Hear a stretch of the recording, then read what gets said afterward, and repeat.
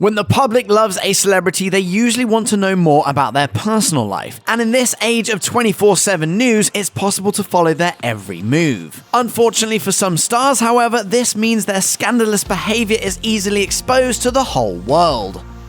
Back in 2009, Tiger Woods had it all: a model wife, 2 kids, and the kind of fame and fortune that comes with being the top-ranked golfer in the world. He also had a reputation for being a meticulously disciplined player, but one fateful morning would upend everything. On November 27, 2009, 2 days after the National Enquirer accused him of having an affair with nightclub manager Rachel O'Keefe, Woods crashed his Escalade into a neighbor's tree at 2:25 a.m. and was cited for reckless driving. It didn't take long for rumors to start that his wife, Elin Nordegren, had learned about the affair and allegedly attacked Woods in their home, leaving him too disoriented to drive. Soon enough, more women, including adult entertainers, came forward with numerous allegations of affairs with the golfer. Put short, Woods was toast. In February 2010, the golfer issued a televised statement, admitting to being unfaithful to his wife and to attending rehab for sex addiction. My failures have made me look at myself in a way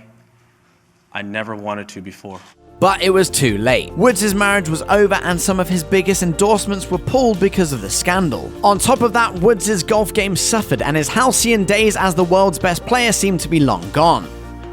At the outset of his career, Justin Bieber and his people established the teen heartthrob as not only a wholesome bubblegum pop sensation, but also a very good boy, one who parents wouldn't mind their tweens obsessing over. The singer even cultivated an image as a devout Christian, often making spiritual references in interviews and statements to fans. But Bieber ran into trouble maintaining this idyllic status thanks to the 2 classic pitfalls of music stardom: the chance to party and a swollen ego. Before long, the squeaky clean Bieber was starting fights, egging houses, getting picked up for DUIs, and even once pondered whether Anne Frank would have been a believer in the guest book of the Anne Frank house in Amsterdam. Bieber was also banned from several countries and acquired a habit of storming off stage if audiences annoyed him. But Bieber never stopped believing in himself and a higher power, and seemingly turned things around. In 2017, he cancelled a tour and decided to spend more time attending church. 2 years later, model Hailey Baldwin made an honest man out of Bieber, with the 2 marrying in 2 separate ceremonies.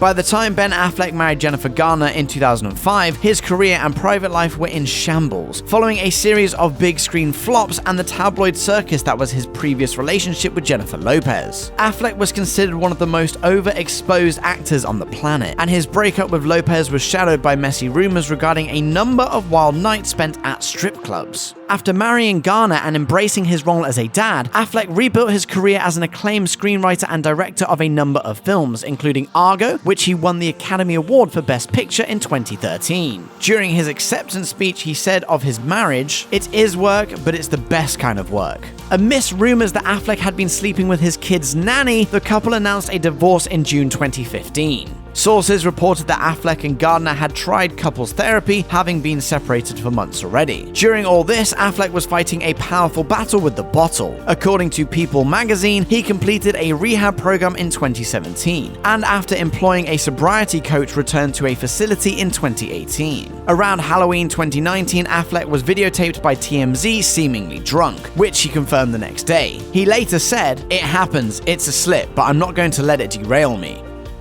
When Jon and Kate Gosselin rose to reality TV fame with Jon and Kate +8, the couple were lauded by evangelical viewers for their faith, and for making the decision not to pursue selective reduction during Kate's pregnancy. As the show grew in popularity, the family embarked on a number of lucrative speaking tours at churches and conferences across the country. But it didn't take long to become clear that the Goslins weren't exactly practicing what they preached. In 2009, reports surfaced that Jon was out partying with co-eds, and may have been in a relationship with a 23-year-old teacher. Meanwhile, the tabloids suggested that Kate was having an affair with a bodyguard, and that she had allowed Jon to see other women on the condition that he show up for filming on their reality series. The Goslins divorced later that year, and the show quickly lost its family-friendly feel. Beyond all this, there was also a rumor that Kate allegedly took fertility treatments behind her doctor's back to increase her chance of having multiples so she could leverage the kids for fame and fortune. And that's definitely not in the Bible. Despite his bad boy reputation through the 80s and 90s, Charlie Sheen did surprisingly well at cleaning up his image, having reportedly suffered a stroke during an overdose that scared him straight. He married actress Denise Richards and moved into a career as a network sitcom star, first on Spin City and then on 2.5 Men. He and Richards also welcomed 2 daughters, seemingly cementing Sheen's transition from party animal to father figure. But behind closed doors, Sheen was out of control. His marriage fell apart and Richards alleged that Sheen was not only verbally and physically abusive, but also mentally unstable and addicted to sex workers. Needless to say, it was a nasty divorce. And that's to say nothing of Sheen's infamous 2011 meltdown and subsequent attacks on 2.5 Men boss Chuck Lorre. Tell me about the last time you took drugs. The last time I took drugs, I probably took more than anybody could survive.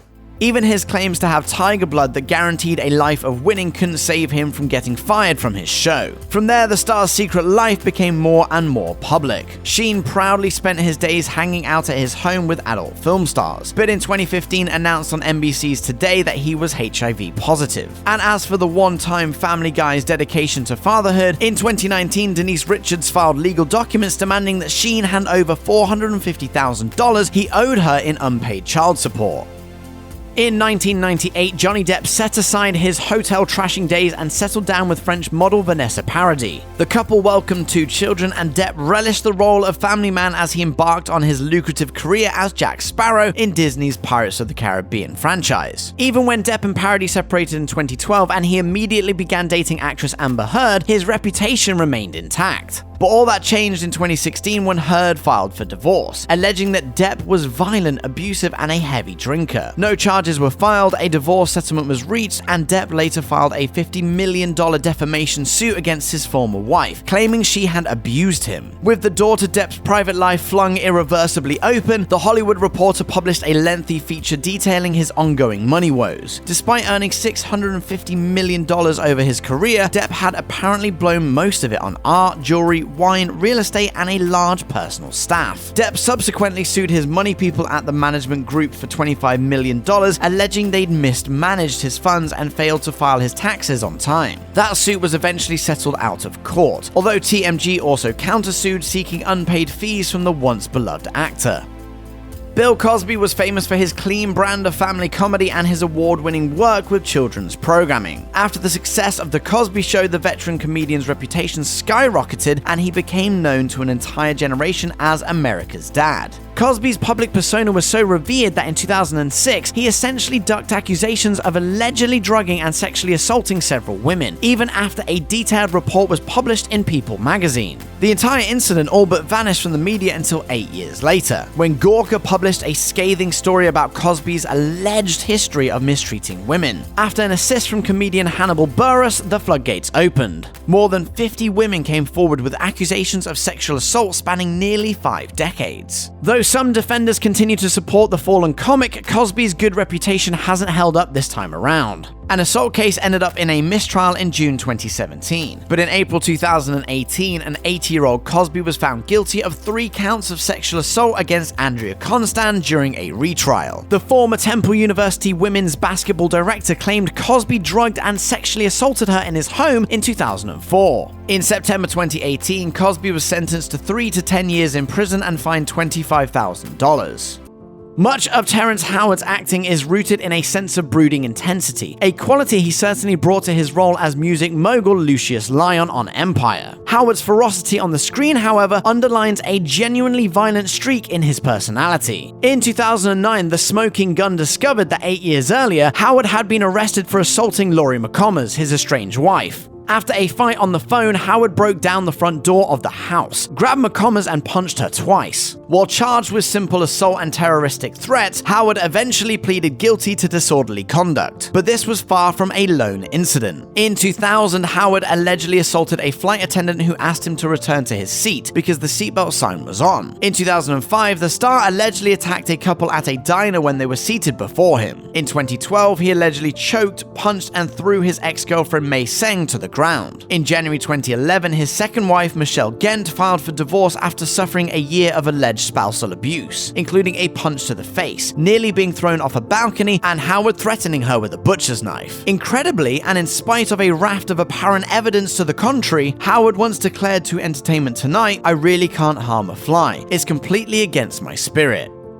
After co-founding Miramax, Harvey Weinstein became one of the most powerful people in Hollywood. Weinstein produced films that made the 90s a boom period for edgy movies made by visionary creators, including Trainspotting, Pulp Fiction, and Shakespeare in Love, which won an Academy Award for Best Picture. Little did the general public know, however, that Weinstein was allegedly a serial sexual predator, routinely abusing his status as a star maker to prey upon, abuse, and assault numerous women. In October 2017, a New York Times report revealed that Weinstein had reached financial settlements with 8 women who had accused the mogul of sexual harassment and various acts of unwanted physical contact. Weinstein was then fired from his firm, the Weinstein Company, just before the New Yorker published allegations of harassment and assault by 13 women. The revelations and allegations against Weinstein continued to mount, with actress Rose McGowan saying in her book that Weinstein assaulted her too. He is a sociopathic predator.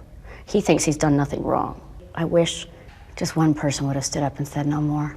In May 2018, Weinstein turned himself into the New York City Police to face criminal sex act charges. The producer pleaded not guilty, and during the trial, actress Annabelle Sciorra testified that Weinstein had assaulted her at her apartment in the early 90s. In February 2020, a jury convicted Weinstein and he was handed a 23-year prison sentence.